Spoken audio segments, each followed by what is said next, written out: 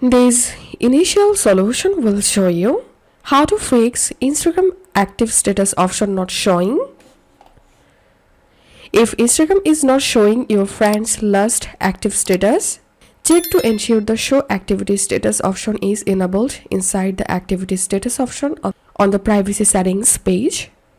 Here's how to enable activity status on Instagram. Launch the Insta application. Open profile page. Tap on this three line icon at the top right corner. Tap on settings and privacy. Tap on the search box and type here activity status, and here tap on show activity status.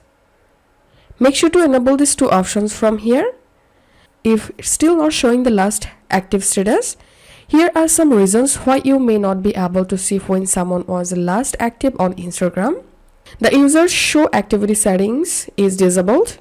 You haven't had a conversation with the person. The user restricted your profile or blocked you. You have more than 25 active conversations. Your Instagram is out of date. As mentioned, if you or a user's show activity status is disabled, you will not be able to see when they're active. Similarly, you may not had a conversation with the person before.